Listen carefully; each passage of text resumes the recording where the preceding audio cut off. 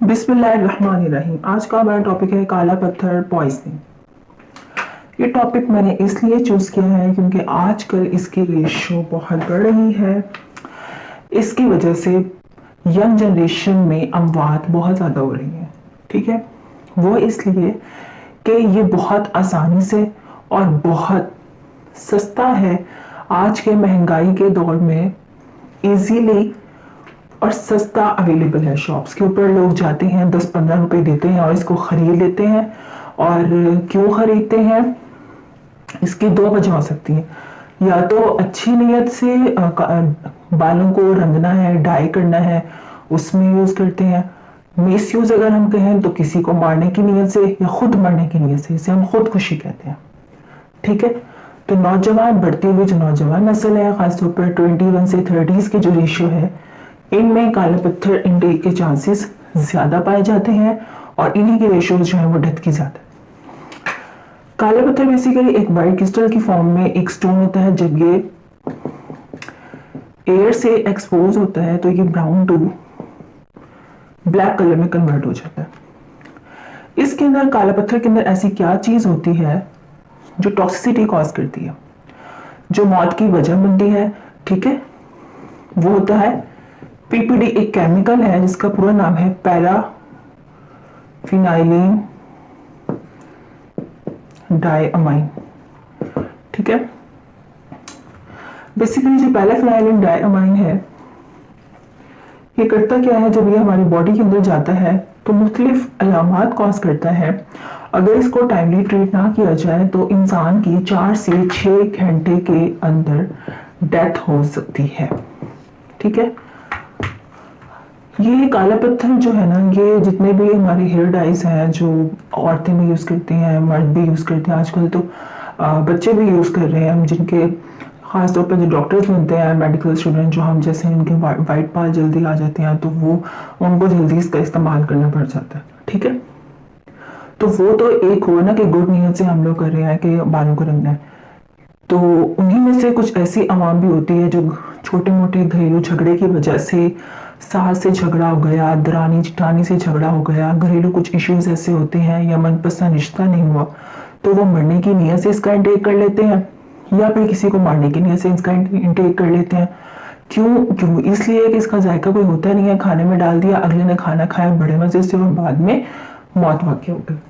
मैं आपको कुछ शेयर डाइस दिखाती हूँ जिनके अंदर आप देख सकते हैं कि ये इसका इस्तेमाल हुआ है।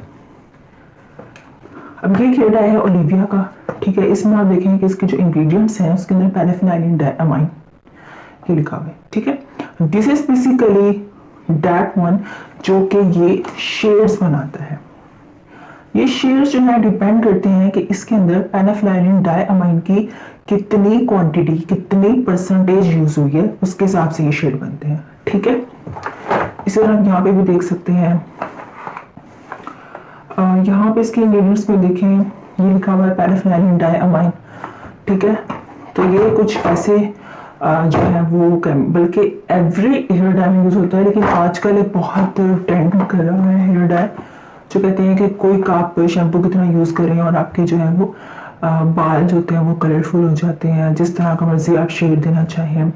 अक्सर व्लॉगर्स में, यूट्यूब वीडियोस में आपने देखा होगा, व्हिच इज दैट वन।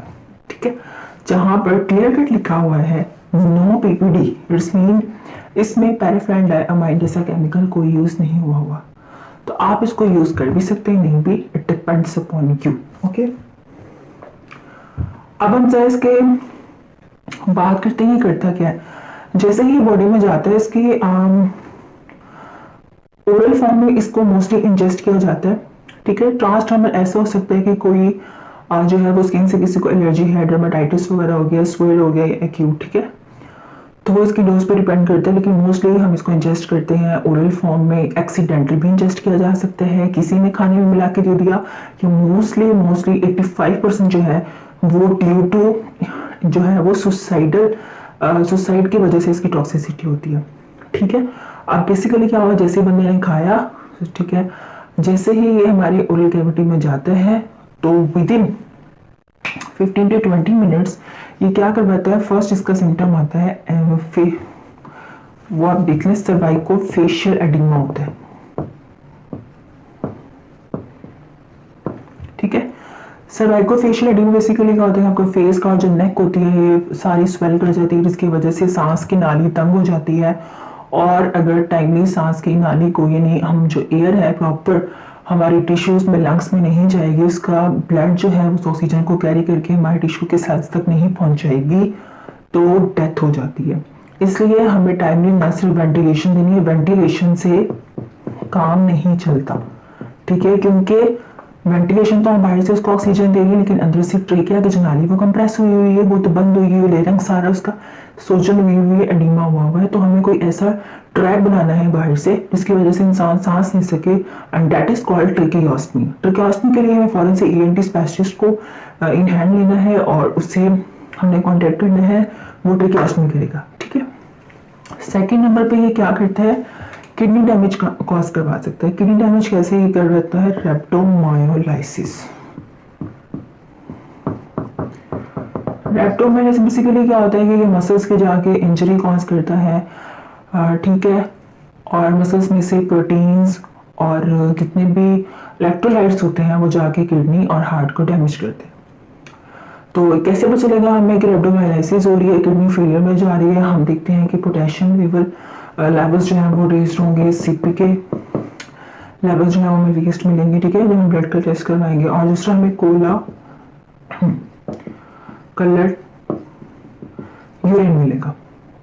ये कुछ इसके सिम्टम्स होते हैं जो कि हमें मिलते हैं किडनी फेलियर में जा रही है। तो अर्ली हमें क्या करना होता है कि किडनी को डैमेज से, किडनी फेलियर से बचाने के लिए हम करते हैं फोर्स्ड डाययूरेसिस। ठीक है, फोर्स्ड डाययूरेसिस में हम क्या करते हैं, एक तो हमने पढ़ा कि वेंटिलेशन देंगे, ट्रेकियोस्टमी करेंगे। ठीक है, और तीसरा है फोर्स्ड डाययूरेसिस। फोर्स्ड डाययूरेसिस के अंदर हम क्या करते हैं कि 4 to 5 लीटर जो है वो हमने फ्लूइड देना है विदिन 24 आवर्स, और उसके अंदर हम 1 एम्पूल सोडियम बाइकार्बोनेट का डालते हैं। ठीक है, तो पहले हम डेक्सट्रोज चला देते हैं, उसके बाद नॉर्मल सलाइन, ऑल्टरनेटिव डेक्सट्रोज, फिर नॉर्मल सलाइन। इस तरह से हम 4 to 5 लीटर जो है विदिन 24 आवर्स पूरा करते हैं।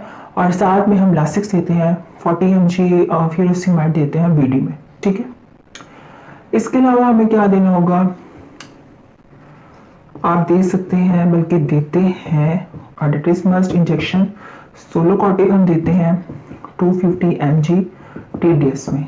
ठीक है, फिर हमें देना होता है इंजेक्शन लासिक्स मैंने आपको बता दिया है। इसके अलावा इंजेक्शन जो है वो एविल देना है 40 mg BD, and 6-1 injection Avil जो है वो हमने 4 mg BD में कर लें।